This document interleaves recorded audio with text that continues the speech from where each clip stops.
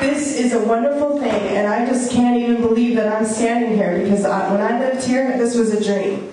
So, yes, I agree, Christine. They do owe us in the county, but the way to handle that is with sugar and not salt. It is important for you to know that a lot of people can't even conceive of this. They live in a little box in Hilo. Think about where they live. When I lived here, I was commuting to Hilo to work. I had to live a double world. So I just want you to think on that perspective. Have compassion. Last night I was at the Future of Puna meeting in Keao, and it was a mixture of community, and it was a mixture of government, and everyone sat in their little groups on different subjects, and everybody was envisioning stuff like this for their community. You know, everybody here is psyched about space. Pretty much everybody, even the people that may say something, you know, they have a concern, etc., they're psyched about space.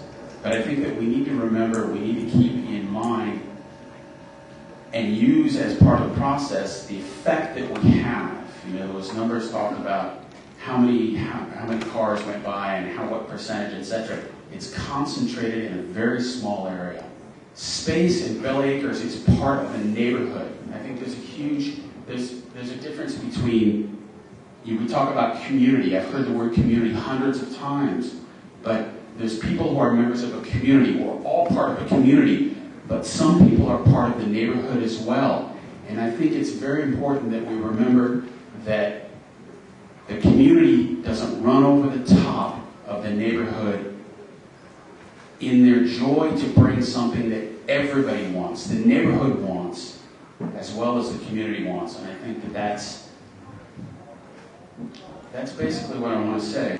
I'm a neighbor and part of this community. My concerns are traffic and noise, and I also understand that what is noise to some people is joyous expression to others, and we have to make a distinction between those two. The traffic and the safety things, I'm up and down this road all the time, up and down Mapuana, less so. But on 3 or 4 occasions I've seen times where children were at risk. Twice I saw little kids have to dump their bikes because they didn't stop. Other traffic was coming, could have hit them. I was walking, running, stuff like that. People, maybe 30, 40 cars out here, parked sometimes on the wrong side, around corners, decreasing visibility. That's my major concern more than noise, but noise impacts me personally because I live about the same distance the other way as Gary lives this way. I'm a member of SPACE, and I would be happy to work. It's a process to change your permits, to change your uses. I'd be happy to work in that process because I was a planner. But one thing I'd like to do in that process is there have been misrepresentations made to the county, maybe understatements of what intents were. That has to be taken out of the process, or you'll find yourself in the same place sooner or later. Because if there are complaints, or if the county has other ideas, that's a vulnerability. So if we could take that out of the process going forward, that would be the best thing for everybody, for the neighborhood and the community. And I would be willing to work in that process. I mean, I'm talking about volunteering it and continue to support SPACE. Hi, my name is Beatrix, and I just wanted to tell you that I'm extremely proud about all of you and myself, and of course Graham and Jenna, that we have this. And we have this because there was an idea circulating in heaven somewhere, and he was the chosen one. It came down to him. Because that's always the way with ideas. Ideas are there, and who takes it? So much work. Who would do that? So he is the service person #1 here, and you really have to be on your knees all the time. Second, I'm so hungry. I had no breakfast.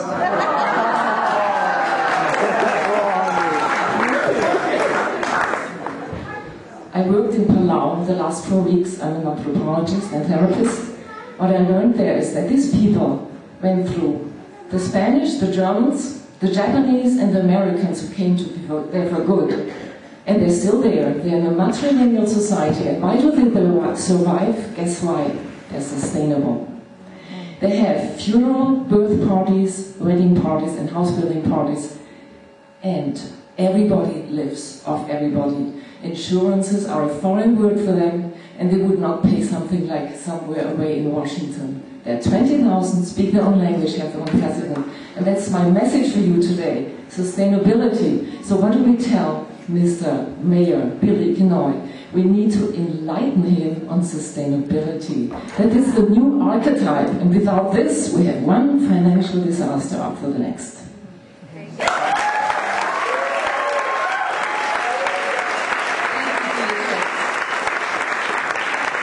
have James, followed by Leah, followed by Bodhi Gaya.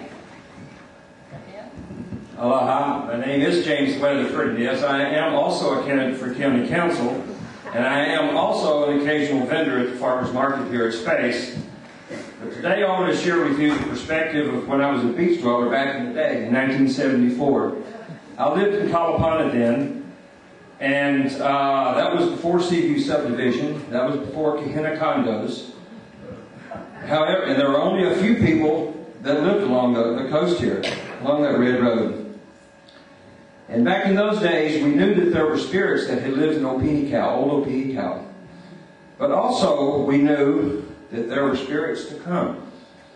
And that new communities could be felt even then. You are that community. There was a dream that a community in Kalapana could be. And I find it interesting that I follow the lady who mentioned Graham's destiny. The good things here at Space are a fulfillment of that community dream. Thank you.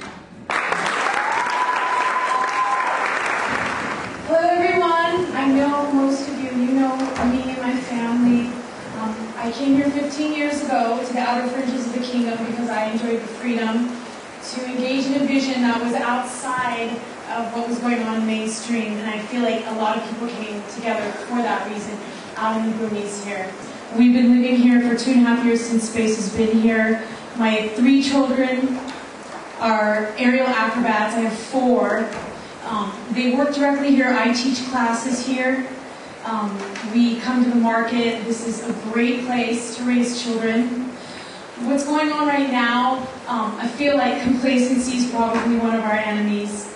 And so for me to speak up right now, I really feel like I'm so thankful for what's been offered and what's been created. This has been a long time coming. My son, Graham, was right there with him, teaching him when he was 7 years old. He's at a professional level right now.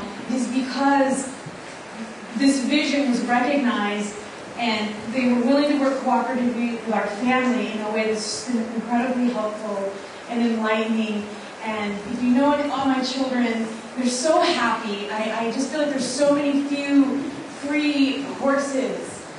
That spirit, these children, and the children that come here with hopes of being successful and just being creative and enjoying themselves. Hi everybody. Before I left the house this morning, my son, who is 8, Alexander, said, "Where are you going?" I said, "I was going to a meeting about space," and he said, "Tell them to open it back up so I can hang out with my friends." And it is what it is for us. It's a place for us to have a community, and it's very, very important. And I don't know if it goes really much further than that, because if we don't have a place to come together to become a community, this would be a very sad place. So, Graham and everybody else, I support you, and please let me know what I can do. Thank you.